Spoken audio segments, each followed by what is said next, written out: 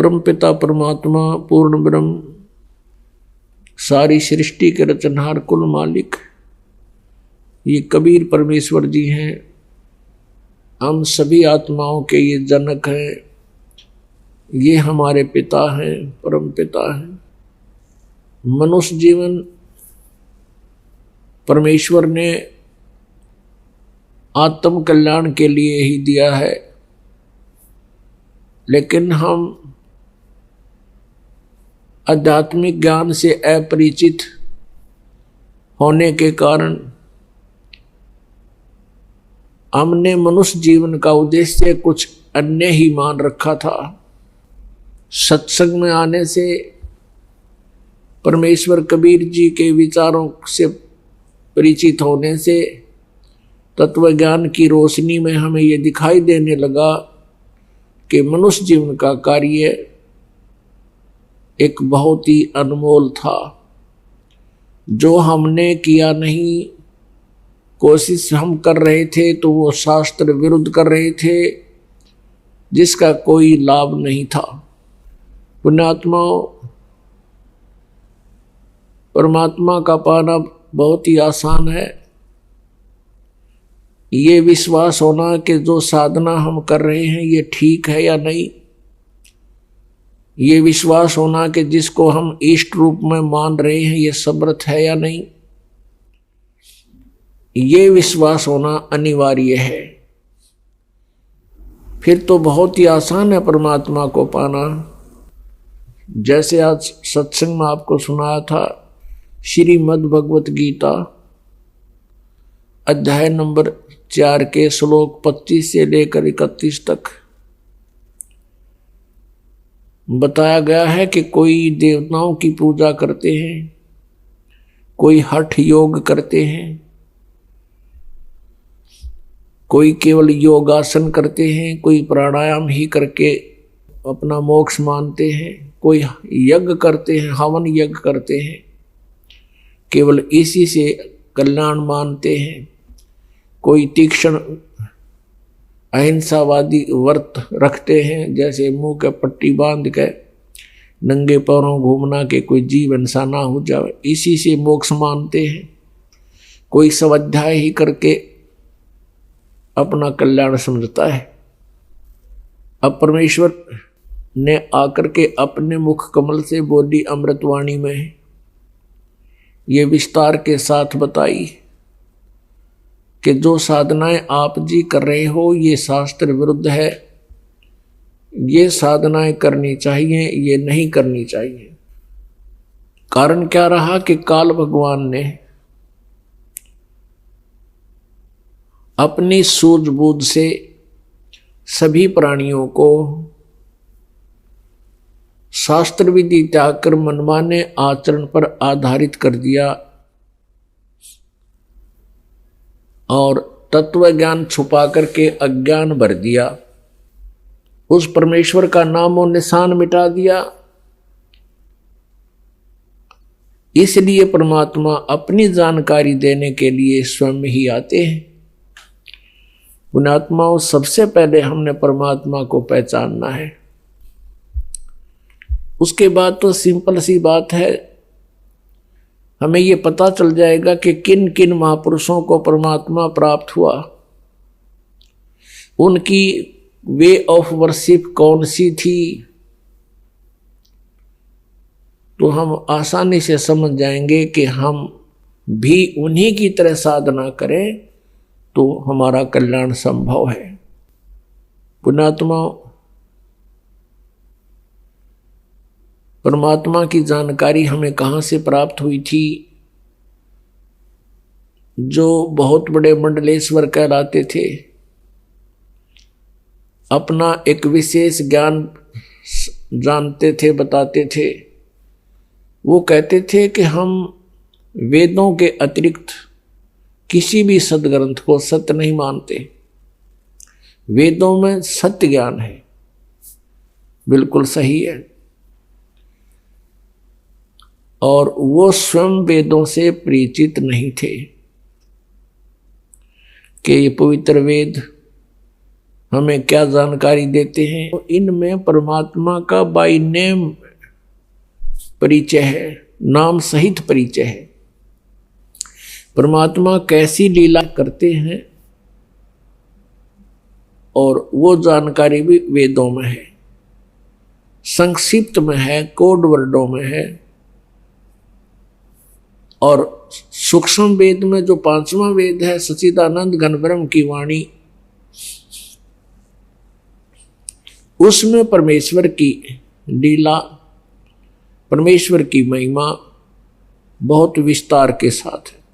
तो पहले हम वेदों से आपको प्रमाणित करेंगे कि कौन है परमात्मा और वो कैसी लीला करता है।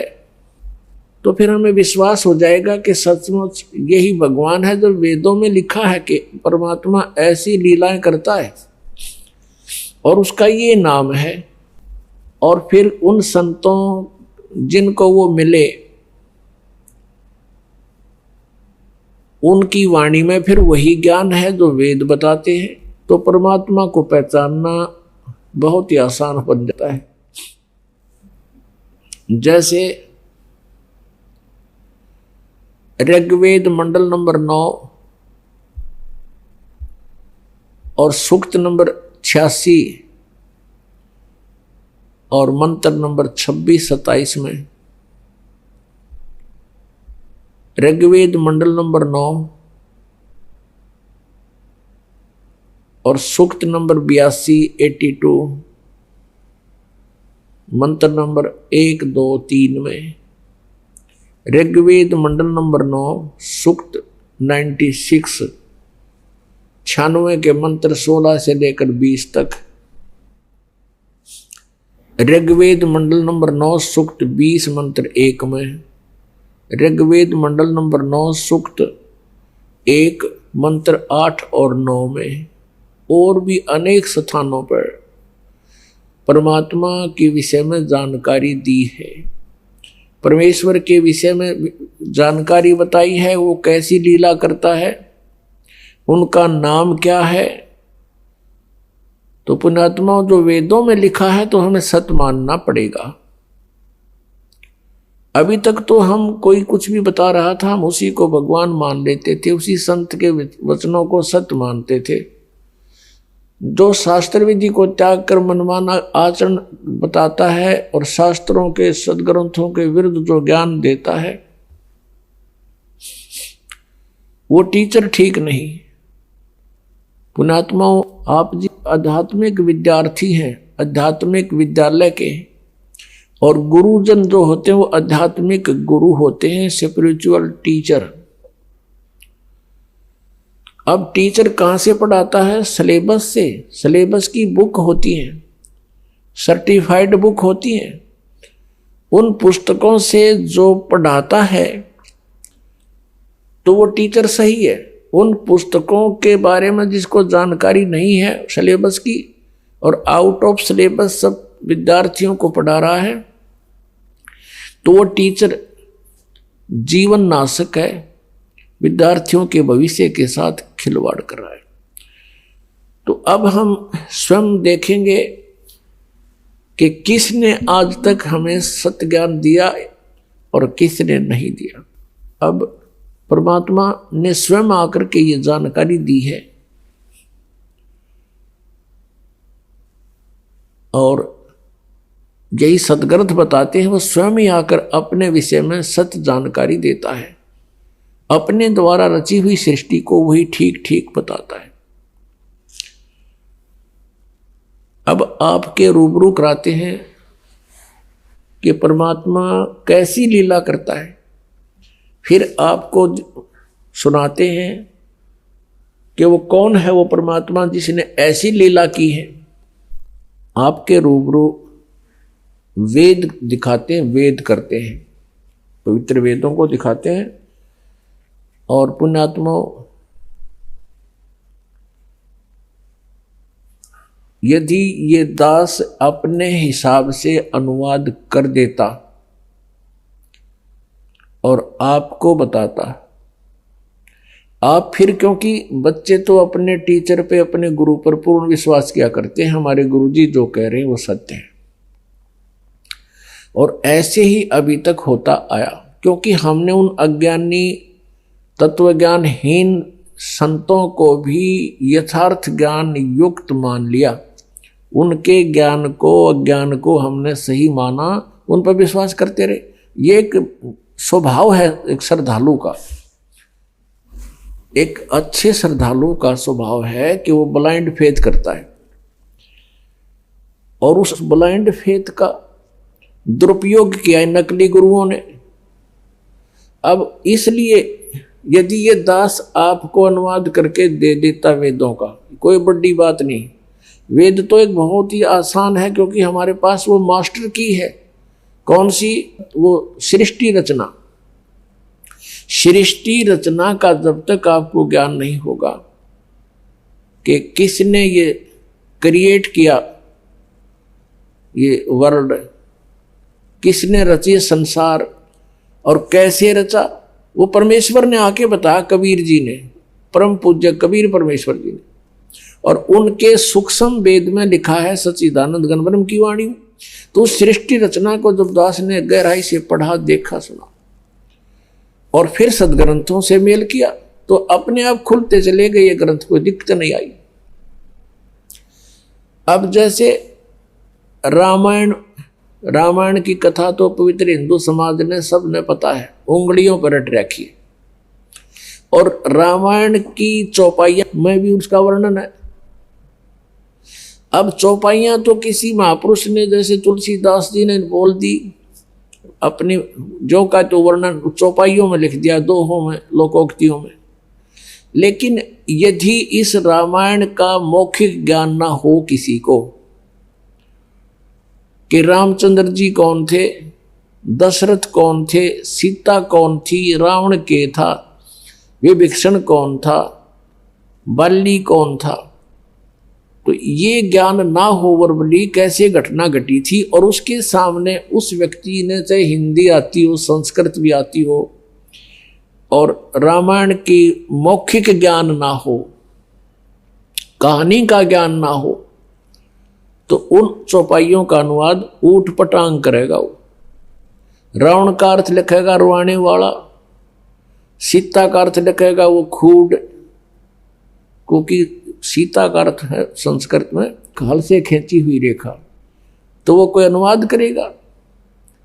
ऐसा ही अनुवाद इन्होंने किया, लेकिन परमात्मा ने कुछ दया बख्शी।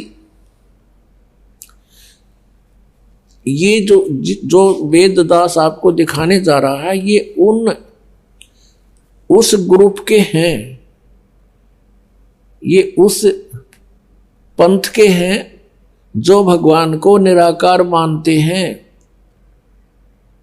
और उन्होंने अनुवाद किया। परमात्मा ने उनकी बुद्धि पर पत्थर डाल दिए, उन्होंने ठीक अनुवाद कर दिया कुछ एक श्लोकों का, और वो करवाया भगवान ने, ना तेड़ंगा करण का ठेका ले रहे थे, ये तो पता नहीं के अनुवाद कर रहे थे। अपनात्माओं, यदि ये दास अनुवाद करके आपको दे देता और आप फिर दिखाते किसी अन्य को, स्वाभाविक है कि हम अपने ज्ञान का दूसरे को बताओं कि ये सच्चाई है, तो वो ये कह करके आपको भ्रमित कर सकते थे कि रामपाल तो संस्कृत भाषा को नहीं जानता, वो अनुवाद कैसे कर सकता है। आपका नहीं विश्वास हुआ हो तो किसी और का जरूर हो जाओ, जो साथ में बैठ कर सुन रहा था कि भाई हाँ सचमुच ये तो संस्कृत के विद्वान ही वेदों का अर्थ कर सकते हैं, रामपाल तो एक संस्कृत भाषा नहीं जानता। तो यही जो पहले समस्या आई थी, जब स्वयं परमेश्वर कबीर देव जी आए थे 600 वर्ष पहले, परमात्मा यह सच्चाई बता करते, हम ही अलग अला हैं कुतुब गोस और पीर, कि मैं ही और गरीबदास खालिक दनी हमरा नाम कबीर। जैसे तुलसीदास जी ने रामायण लाखों वर्ष पहले की बीती हुई रामायण को एज इट इज श्लोकों में, दोहों में लिख दिया जो आज हमें मान्य है, ऐसे ही आदरणीय गरीबदास साहिब जी ने परमात्मा से परिचित होकर के, उनसे प्राप्त दिव्य दृष्टि से हजारों वर्ष पहले, लाखों करोड़ों अरबों वर्ष पहले की जो घटनाएं थी, अपनी वाणी में लिपिबद्ध करवा दी, जो आज हमारे पास उपलब्ध है। और वो परमात्मा की महिमा सदग्रंथों में उपलब्ध है, वेदों में। तो इसलिए परमेश्वर की असीम रजा अपने ऊपर कि इन निराकार मानने वालों के कर कमलों से ही लिखवा दिया कि भगवान साकार है, एक स्थान पर रहता है, वहां से गति करके आता है और अच्छी आत्माओं को मिलता है। ये मालिक की कृपा है, कबीर परमेश्वर की आपके ऊपर विशेष रजा है।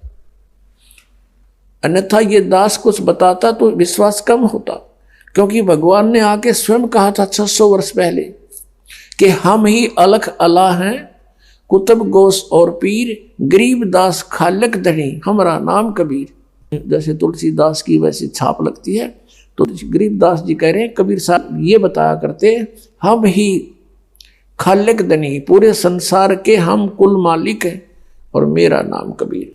अब देखिएगा ऋग्वेद मंडल नंबर 9 आपको दिखाते हैं। ऋग्वेद मंडल नंबर 9 10 से इकट्ठे ही जल्द है, अनुवादित है। ये देखिएगा, प्रकाशक है सार्वदेशिक आर्य प्रतिनिधि सभा, महर्षि दानंद भवन, रामलीला मैदान, नई दिल्ली। ये इनके फोन और फैक्स नंबर है। ये झूठे भी निरे थे। इन्होंने लिखा है कि महर्षि दानंद सरस्वती कृत, यानी महर्षि दानंद ने इसका अनुवाद किया, इनका कहना, लेकिन ये इन्होंने झूठ लिखा है।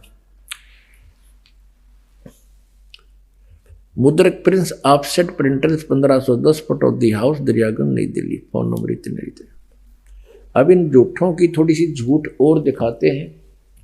इन्होंने जो ये लिखा है कि ये महर्षि दानंद के द्वारा अनुवादित है 9-10 मंडल, ऐसा नहीं है। ये दानंद का नाम इसलिए लिखा करते थे कि इसके नाम से ये वेद इनके बिक जाया करते हैं, और श्रद्धालु ये देख कर के किसके अनुवादित हैं, अनुवादकर्ता कौन है, महर्षि दानंद है, तो आंख मीच के ले जाया करते। दानंद अगर अनुवाद करता तो इसका उड़ंगा कर जाता, वो तो कति भट्ठा बैठाने का ठेका ले रहा था। अब देखिएगा, इस पे स्पष्ट किया है, यह एक ऋग्वेद का भाषा भाष्य है। ऋग्वेद भाष्य महर्षि दानंद सरस्वती, संपादक दानंद अर्पण, विश्व मानव परिषद पंजीकृत 46/5 सामुदायिक केंद्र, पूर्वी कैलाश, नई दिल्ली, ऐसे ऐसे। और ये कहाँ से छपी है? वेद सब सत्य विद्याओं का पुस्तक है महर्षि दानंद। दानंद का मानना है कि वेद में जो लिखा वो सत्य है, ठीक है। ये कहाँ से छपा है? प्रकाशक विश्व मानव उत्थान परिषद पंजीकृत, ये तो आपने पढ़ लिया। मुद्रक है कंपू डाटा सर्विसेज, नई दिल्ली, ये ऐसे ऐसे। अब इसकी जिल्द पर इन्होंने लिखा है, देखना। यह भाष्यकार कौन है इस ऋग्वेद के? कौन कौन है? महर्षि दानंद सरस्वती, मंडल 1 से 6, बस। महर्षि दानंद जी ने तो मंडल 1 से 6 मंडल का अनुवाद किया था, फिर इसकी मृत्यु हो गई थी। उसके बाद किसने किया? श्रीपाद दामोदर 7 से लेकर 10 मंडल। और इन्होंने जब 9-10 पर यह लिखा है कि महर्षि दानंद कृत, अभी आपको फिर दिखाएंगे वही ऋग्वेद जो 9-10 मंडल है। ये सर्वदेशिक आर्य प्रतिनिधि सभा दिल्ली से प्रकाशित है। तो इन्होंने झूठा लिखा है इसके ऊपर कि ये महर्षि दानंद ने अनुवाद किया, नहीं। इसके अनुवाद करता ये आपको दिखा दिए, श्रीपाद दामोदर 7वें लेकर, इन्होंने 7 से लेकर 10 मंडल तक, 7, 8, 9, 10, 4 मंडल का अनुवाद उन्होंने किया। दानंद जी ने तो केवल 1 से लेकर 6 तक रखे। ये देखिए, इन्होंने इस पर महर्षि दानंद की फीत ला दी कि इसके नाम तो ये व्याख्या करता, ना तो व्याख्या ना हो उनका। ये वही है जो अभी आपको दिखाया। और ये लिख दिया महर्षि दानंद सरस्वती कृत आर्य भाषा भाष्य, अनुवाद कहें दानंद ने कराया। अब हम अपने काम की बात पर आते हैं। ऋग्वेद मंडल नंबर 86 का ये है ऋग्वेद मंडल नंबर 9 सूक्त 86 और इसका मंत्र 26। इसमें क्या कहा कि यज्ञ करने वाले यजमानों के लिए, पदार्थ है इनका अर्थ किया इन्होंने, यज्ञ करने वाले यजमानों के लिए परमात्मा, इसका अर्थ है जो धार्मिक अनुष्ठान करने वाले यजमान माने भक्तों के लिए परमात्मा सब रास्तों को सुगम करता हुआ उनके विघ्नों को मर्दन करता है, उनके सब विघ्न नाश करता है, संकटों का नाश करता है और उनको पवित्र करता हुआ और अपने रूप को सरल करता हुआ वह कांति में परमात्मा, ये लिखा इन्होंने, देखो ये है कबीर, हम इसको कबीर बोलते हैं, कबीर। इन्होंने इसके दो हिस्से कर दिए, यू कवि बना दिया, कवि ही। इसको हम कबीर भी बोल सकते हैं, रे लिख के नीचे हलंत लगा सकते हैं तो कबीर भी लिख सकते हैं। तो ये इन्होंने यहां अर्थ कर दिया सर्वज्ञ, क्योंकि ये परमात्मा की महिमा की जानकारी है कि यज्ञ करने वाले यजमानों के लिए परमात्मा यानी भक्तों के लिए भगवान सब रास्तों को सुगम करता हुआ उनके विघ्नों को मर्दन करता है और उनको पवित्र करता हुआ और अपने रूप को सरल करता हुआ वह कांति में परमात्मा, यह लिखना था, जो नाम लिखना था वो कबीर देव, कबीर साहब, विद्युत के समान क्रीड़ा करता हुआ वर्णीय पुरुष को प्राप्त होता है। वर्णीय पुरुष को प्राप्त होता है। वर्णीय माने अच्छे, श्रेष्ठ, अच्छी आत्मा को मिलता है।